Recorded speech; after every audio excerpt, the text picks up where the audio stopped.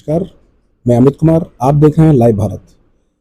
आज हमारे साथ एक देश का जाना माना चेहरा है हमारे साथ में।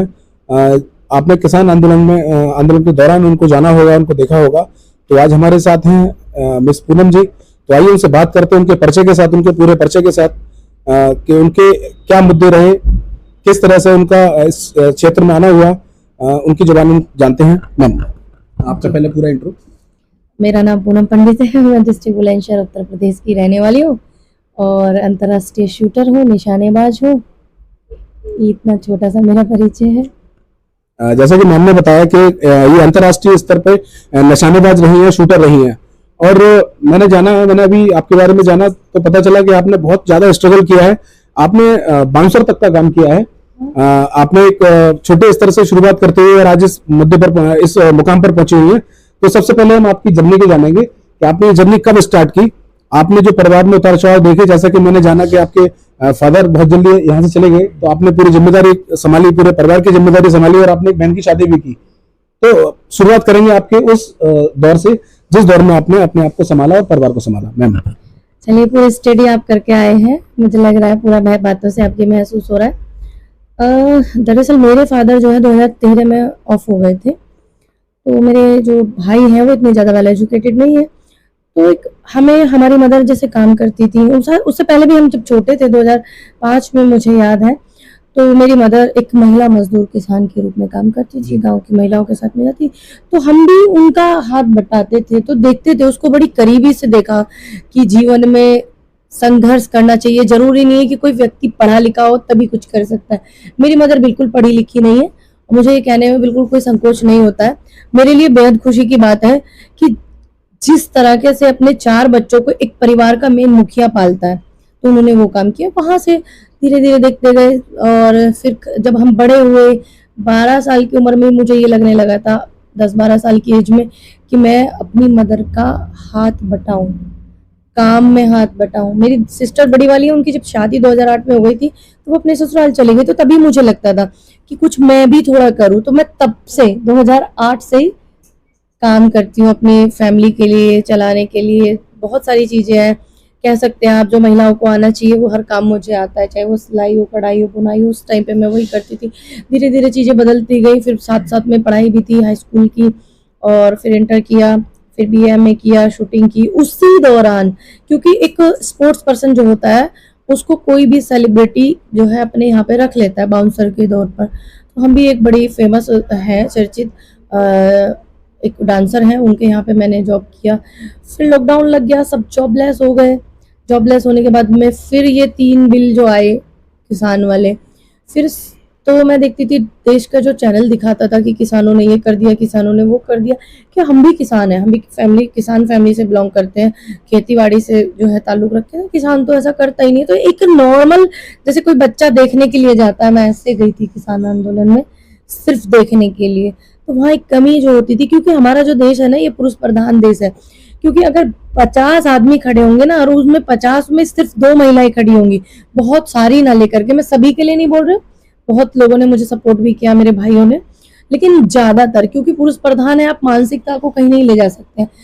आपके कपड़े अगर अच्छे नहीं लग रहे तो मैं बोल सकती हूँ भैया आपके कपड़े अच्छे नहीं, आप इनको बदल दीजिए, बिकॉज मैं आपके विचार नहीं बदल सकती हूँ। तो एक ऐसी मानसिकता, हमारा भारत जो है पुरुष प्रधान देश है। तो वहाँ एक कमी खलती थी बॉर्डर पे कि सारे जितने हमारे भाई थे पुरुष, वो इंटरव्यू देते थे, तो वो मतलब बहाने मारती थी या बिजी होती थी। या एक होता है, एक हमारे यहाँ सनातन धर्म में एक पर्दा भी है, भारत की संस्कृति, महिलाओं में, तमाम भारत की जितनी भी महिलाएं हैं उनमें एक पर्दा भी है कि मतलब हमें ज्यादा हाईलाइट नहीं होना। गांव के तबके में अभी भी ऐसा है, बड़े बड़े पर्दे हैं, आज भी हैं, लेकिन पहले जितना अब नहीं रहा है। तो मैं उनको ऐसे ही बोलती थी तो वो मना कर देती। मुझे ऐसा लगता था कि मैं क्यों नहीं बोल सकती। जी, जैसा कि मैंने देखा, आप कुछ पुराने इंटरव्यूज, कुछ वीडियोस ऐसे देखे मैंने, तो आपने खुद भी बताया कि आप बहुत शाय नेचर की रही हैं, आप कम बोलने वाली थी, कम पसंद करती थी बोलना। तो आपको ये सब चीज देख करके आपको लगा कि बोलना चाहिए। देखिए, इस देश में लोकतंत्र है, क्योंकि राजतंत्र देश में नहीं है। लोकतंत्र देश में अगर कोई नहीं बोलेगा तो फिर कैसे पता लगेगा कि देश लोकतंत्र है। बिल्कुल, मैं अपनी पर्सनल लाइफ में ज्यादा इतना बोलती नहीं हूँ जितना मैंने, मतलब मैं खुद अपनी वीडियो देखती थी, ऑब्जर्व करती थी कि मतलब मैं ऐसी हूँ, अच्छा, अरे मैंने कभी ये बोला, ऐसे मुझे लगता था। तो मैं इतना ज्यादा बोलना पसंद नहीं करती, बड़े शांत स्वभाव की मैं हूँ। लेकिन जब वीडियो में मैं अपने आप को देखती हूँ तो मुझे बिल्कुल एक मतलब ड्यूअल पर्सनैलिटी मैं खुद को देखती हूँ। ऐसे बहुत लोग भी बोलते हैं, लेकिन जब बात कहीं सच की आ जाए तो मुकरना कैसा, और इस देश के जब मुद्दों की बात आ जाए तो डरना कैसा। उसी विषय में अगर बात किसानों की आ जाए, जिससे हम ताल्लुक रखते हैं, जो देश का जो है पेट भरता है, अन्नदाता, अगर ईश्वर के बाद में अगर किसी ने परमात्मा का नाम दिया गया तो वो किसान को दिया गया, जब उनकी बात आ जाए तो बिल्कुल हमें बोलना चाहिए। और हम कैसे बताएंगे कि हम जिंदा है? अब मैं कैसे बताऊंगी कि मैं जिंदा हूँ? कोई जेब में सर्टिफिकेट तो लेके नहीं घूमूंगी मेरा जिंदा होने का प्रमाण पत्र है, क्योंकि मृत्यु प्रमाण पत्र बनता है, जिंदा होने का प्रमाण पत्र अभी नहीं बनाया सरकार ने। तो मैं कैसे बताऊंगी कि मैं जिंदा हूँ? कि मैं अपनी बात को रख करके उसूलों पर आ चाहे तो टकराना जरूरी हो, और जिंदा हो तो जिंदा नजर आना जरूरी है। मतलब हम बताएंगे ना अपनी बात को रख के, किसी गलत चीज का विरोध करके ही जताएंगे ना, अपना विरोध करके ही बताएंगे ना कि हमें ये चीज गलत लग रही है। प्लस आप जब एक ऐसे देश में हो जहां ऐसी ऐसी वीरांगनाएं हुई हो, झांसी की रानी अहिल्याबाई होलकर, इंदिरा जी, मैंने इंदिरा जी को बहुत पढ़ा है, मैंने झांसी की रानी जी को बहुत पढ़ा है, और भगत सिंह को मैंने पढ़ा है, गांधी को मैंने पढ़ा है। मैं गांधी के देश में रहती हूँ, आज के दौर के प्रधानमंत्री हो या पिछले प्रधानमंत्री हो, अगर भारत से कहीं बाहर जाते हैं तो कहते हैं मैं गांधी के देश से आया हूँ, और उसी गांधी से नफरत करने वाले बहुत लोग हैं, उनके लिए कुछ नहीं होता। तो फिर हमने ऐसे लोगों को पढ़ा है, और इस भारत जो है ये संतों की भूमि और क्रांतिकारियों की भूमि भारत रही है। तो इस भूमि पर भी जन्म लेकर के अगर हमने गलत का विरोध नहीं किया तो मेरे हिसाब से यहाँ पर जन्म लेने का फिर कोई फायदा नहीं भारत में। जी मैम, बिल्कुल आपने बहुत अच्छा बताया कि आपने गांधी के देश से होकर के और आपने उन सबको पढ़ करके आपके अंदर एक क्रांति के भाव जागे और आपने विरोध करना सीखा और विरोध जताया आपने। बहुत अच्छी बात है मैम। लेकिन मैं आपकी लाइफ की बात कर रहा था, तो आपने जैसे शुरुआती दौर में आपने अपनी पढ़ाई करी, आपने फादर को खोया, उसके बाद घर को संभाला, तो उस समय आपकी क्या सोच रही होगी, वो अब जरा थोड़ा सा बताओ। थोड़ा परेशानी लगती थी कि मतलब मैं एक लड़की हूँ और मेरी इतनी एज भी नहीं है, मैं जॉब करूंगी तो मुझे हमेशा से पहले से ही कुछ डिफरेंट करना अच्छा लगता है, जो क्योंकि सब लड़कियां सब करती हैं घर के जो काम होते हैं, तो मुझे उससे विपरीत करना, क्योंकि आपको हमेशा जैसे भाव होता है तो भाव में तो सब लोग बह जाते हैं, आप उसके विपरीत बहेंगे ना तो कुछ अलग सा ही होता है, जो अलग आप देख रहे हैं वो वही नतीजा है। परेशानियां थोड़ी बहुत आती थी, लेकिन आप माइंड से, जब तक आपको परिवार सपोर्ट नहीं करेगा तो आप सबसे जीत सकते हो, सिर्फ परिवार से नहीं जीत सकते। तो मेरी मदर का हमेशा मुझे बहुत सपोर्ट रहा, उन्होंने मुझे कभी एक बेटी की तरह ना ही देखा है, ना ही कभी पाला है, और मेरे फादर जो है उन्होंने भी कभी मुझे बेटी की तरह नहीं रखा जितने दिन तक उनका मेरा सफर साथ था। और मेरा 96 का बॉर्न है, मेरे फादर 2013 में चले गए, तो बड़ा कम समय में उनके पास में रही हूँ। तो वो भी मुझे पंडित जी बोलते थे, ऐसे कभी बेटी या बेटिया ऐसे नहीं बोलते थे, क्योंकि वो एकदम अलग पर्सनैलिटी थे। उनको पता था बेटी उस दौर में भी, जिस दौर के वो पढ़े लिखे थे, तो उनको उस टाइम पे भी पता था। किसी की तो आज के दौर में जो कुछ पढ़े लिखे लोग हैं उनकी मानसिकता ऐसे कि नहीं, बेटियों का भी देखा नहीं आपने, एक सांसद ने बयान दिया था बेटियों को अंदर बंद रखो, बेटियों को मोबाइल मत दो। अभी वो आपकी आयोग की महिला जो थी वो कह रही थी, अरे अपनी आप नजरिए को बदलिए, आप किसी के कपड़ों को लेकर के, किसी के चित्र चरित्र पर आप सवाल नहीं उठा सकते, आप अपने आप को बदलिए तो देश अपना बदल जाएगा। नजरिया देखने वाले का बदलना चाहिए। इस भारत में सभी को आजादी मिली है, और संविधान के दायरे में 190 लोगों ने जो संविधान में योगदान दिया है, जिसपे 190 लोगों का योगदान है, और ड्राफ्ट कमेटी के जो अध्यक्ष हैं भीमराव अंबेडकर जी, उनका बेहद योगदान है। तो उन्होंने इस चीज को बोला है कि ये भारत है, इसमें कोई कैसे भी कपड़े पहन सकता है, किस तरीके से भी रह सकता है। ये डिपेंड करता है आप अपने परिवार को, अपनी बच्चियों को कैसे संस्कार दे रहे हो, कि उनको किस तरीके के कपड़े पहनने, कैसे नहीं पहनने। ये डिपेंड आपके संस्कारों पे करता है, ये आप किसी की बंदिशों में नहीं करता कि आप किसी पे बंदिश लगा लो। जी, तो मैम आपने बताया संस्कार पे डिपेंड करता है कि आप किस तरीके के माहौल में आप हैं। ओके, लेकिन मैं यहाँ जानना चाहूंगा कि आप जो पढ़ाई कर रही थी, आपने अपनी स्टडी करी और आपने एमए पॉलिटिकल साइंस से किया, जहां तक मुझे मालूम है। आपने पढ़ाई करी, पढ़ाई के बाद आपका रुझान शूटिंग में कैसे आया, इस बारे में बताइए। पढ़ाई के बाद नहीं आया, पढ़ाई भी कंटिन्यू थी और शूटिंग भी और जॉब भी थी। जी, तो कैसे ये शूटिंग में आप कैसे आई, स्पोर्ट्स में कैसे आई? मेरे बड़े पापा, मैं जिनको बोलती हूँ, अगर हमारे घर में भगवान का नाम लिया जाता है तो सबसे पहले उनका लिया जाता है। डीएसपी हैं वो आज उत्तर प्रदेश पुलिस में, उस टाइम पे वो एसएचओ थे, मैं उनका नाम नहीं लूंगी क्योंकि गवर्नमेंट बड़ी खतरनाक है, अच्छे लोगों को नहीं छोड़ती है, बुरों को छोड़ देती है, अच्छों को नहीं छोड़ती है।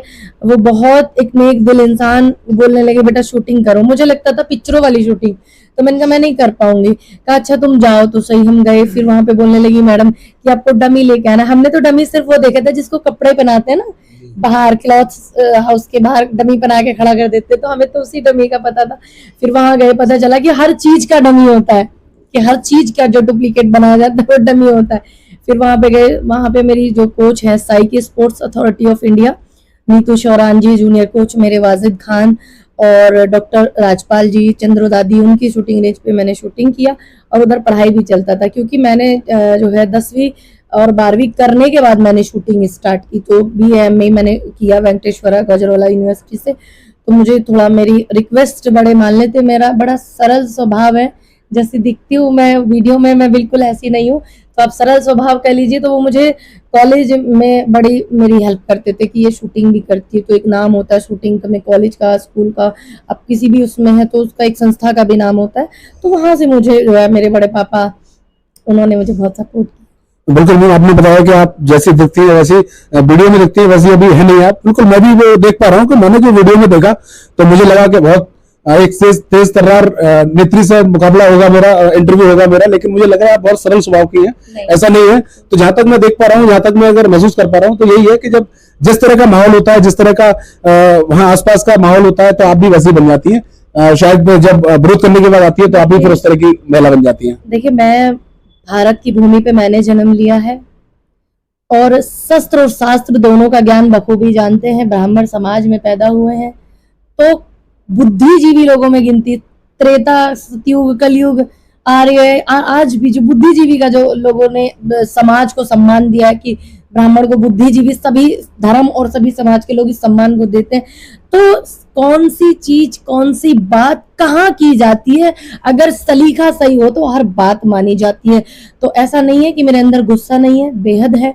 ऐसा नहीं है कि मैं एक लड़की हूं तो मेरे अंदर ममता नहीं है, बहुत ज्यादा है ममता भी, करुणा भी है, दया भी है, सब कुछ है। आप कह सकते हैं कि समय समय पर दुर्गा भी होना चाहिए एक बेटी को, और काली भी होना चाहिए, और उसके अंदर माँ की ममता भी होनी चाहिए, झांसी की रानी भी होनी चाहिए।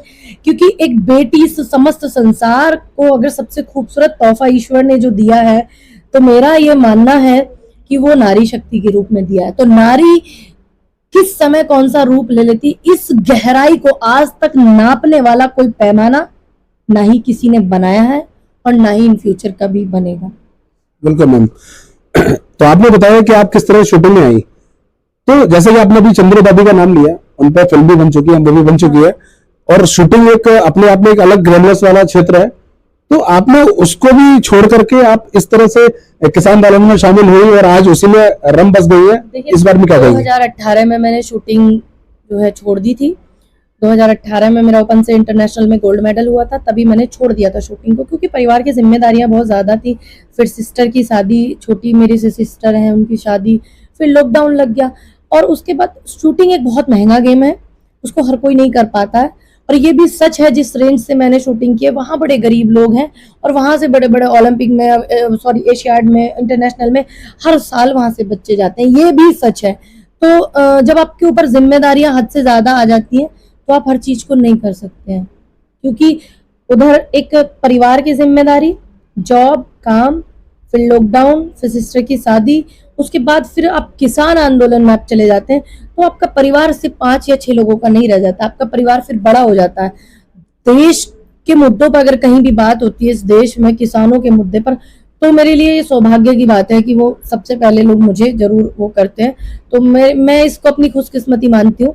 तो मेरे मानने है कि शूटिंग जो है वो मेरा पर्सनल ये था, और मैं आज जो कर रही हूँ वो मैं देश के लिए कर रही हूँ, क्योंकि एक मन में ख्वाहिश है कि जब भी मैं इस जहां से जाऊं, मैं विदा हूं, तो मेरे गांव में पैर रखने की जगह ना हो, और वो पॉसिबल तभी होगा जब मैं इस देश के लोगों के लिए और किसानों के लिए मैं कुछ कर पाऊंगी। बहुत बढ़िया, आप बहुत अच्छा कर रहे हैं किसानों के लिए, देश की बेटियों में एक नई ऊर्जा, नई ताकत बढ़ रही है। क्या कहना चाहेंगे उन बेटियों के लिए जो आज अपनी आवाज उठाने में असमर्थ हैं? देखिए, मैं यही कहना चाहूंगी, उड़ने दे आजाद फिजा में इन परिंदों को, जो अपने होंगे वो लौट आएंगे, और जो समझदार होंगे वो आसियाना वही बना करके आएंगे जहां पे उन्होंने तय किया है। तो बेटियों को आप पंख लगाइए और बेटियों को चांद मत बनाइए कि लोग ऐसे आंखें करके घूर के देखें। अब सूरज बनाइए कि सामने वाला अगर देखे तो उसकी आंखें सूरज की चमक से जैसे झुक जाती है ना, तो बेटी की अगर नजर वो डाले तो उनकी आंखें झुक जाए। बिल्कुल, बेटियों को सूरज बनाइए देखने वाले की नजरें झुक जाएं। ये थी हमारे साथ पूनम पाल, जिन्होंने अपना एक अपने जीवन का हमें हमसे साक्षात्कार कराया, परिचय कराया।